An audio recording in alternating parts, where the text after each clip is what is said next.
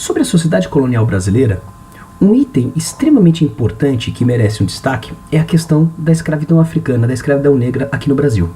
E uma pergunta frequente é: por que a escravidão negra foi utilizada em muito maior escala do que a escravidão indígena aqui no Brasil?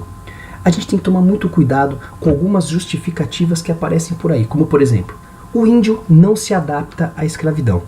A grande verdade é que o índio de fato não se adapta à escravidão. Mas não é só o índio que não se adapta à escravidão. O índio não se adapta, o africano não se adapta, o branco não se adapta, o europeu não se adapta, ninguém se adapta à escravidão. Portanto, a gente tem que tomar cuidado com as justificativas.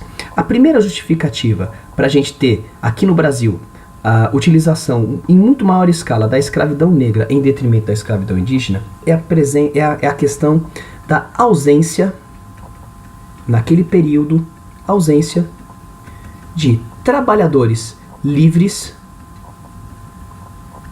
dispostos a saírem da Europa e virem para o Brasil. Então a gente não tem um número de gente disponível na Europa para ser transferido para o Brasil para trabalhar, por exemplo, nas lavouras de cana-de-açúcar.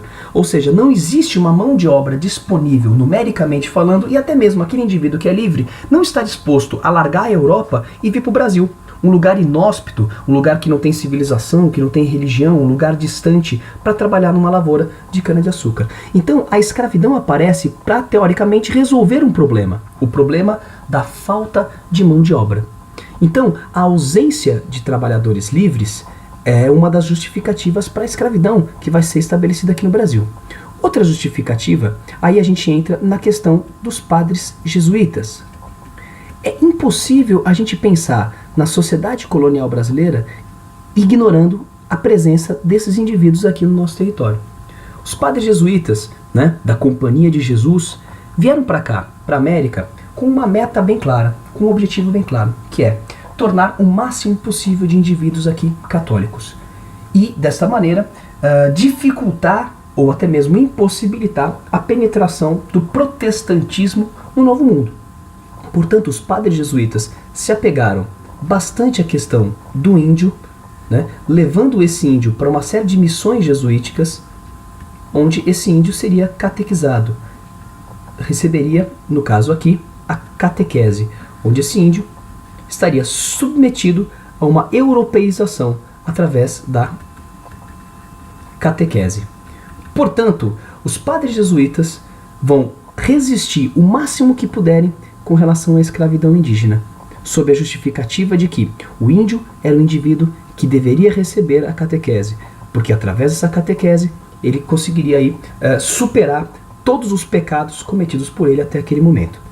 Uma terceira justificativa, e acredito que essa seja a justificativa mais clara para a gente ter aí muito mais escravos negros no Brasil do que escravos indígenas, é a questão do tráfico negreiro.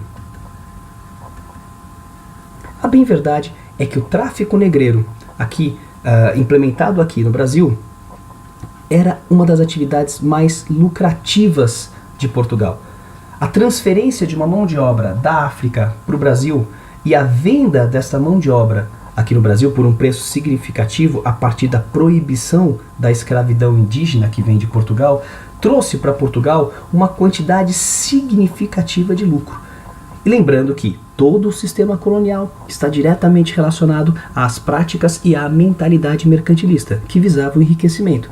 Portanto, o tráfico negreiro é uma das principais justificativas para a utilização da mão de obra escrava negra, em detrimento da mão de obra escrava indígena.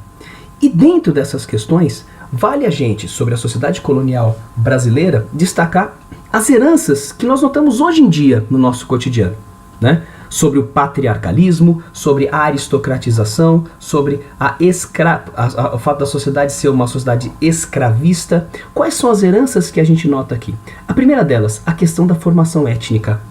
A formação étnica, que ocorre aqui no Brasil, deixa claro pra gente toda uma mestiçagem que vem justamente dessas características iniciais da nossa colonização. A presença de diversas etnias, e consequentemente toda a mestiçagem que ocorre a partir de então é uma das heranças que merece destaque. A cultura afro-brasileira que se forma a partir da escravidão, da presença dos africanos no território brasileiro. A gente percebe claramente essa cultura afro-brasileira na culinária do Brasil, nas artes, na música, nas danças, na religião, né? Essa cultura afro-brasileira se consolida de uma maneira bastante ampla. Outra herança, essa não tão agradável assim, é uma sociedade que ainda tem traços de uma discriminação. O racismo, né? Ou seja, as comunidades negras no Brasil ainda sofrem as consequências, as marcas, né, da escravidão. Para essas sociedades, né, as feridas da escravidão ainda não estão cicatrizadas. E uma outra herança, essa merece um destaque interessante, até mesmo porque em função desta palavra, uma outra herança dessa escravidão patriarcal que nós tivemos aqui é o envelhecimento do trabalho. Palavra que vem da palavra vil, né? Envelhecimento, que significa o quê? O trabalho, né, principalmente o trabalho pesado, passa a ter pouco valor, é pouco valorizado, né? Ou seja, a escravidão tem como consequência, né, a baixa valorização do tipo de trabalho pesado que nós temos aqui. A gente nota isso claramente no cotidiano do trabalhador brasileiro. O trabalho pesado é pouco valorizado, né? Envelhecimento, aquilo que se torna vil, que se torna de pouco valor. E a gente percebe também, né, como uma consequência até mesmo dentro da nossa história política, em função do patriarcalismo, é a banalização da violência. Ou seja, o momento em que alguns indivíduos se tornam referência de ordem e de poder e passam por cima, né, das instituições, passam por cima do convívio harmônico. A gente nota isso claramente também na nossa sociedade. Ao analisarmos a nossa história como um todo, a gente percebe que a sociedade colonial brasileira deixou marcas bastante presentes e que a gente nota claramente essas marcas no nosso cotidiano.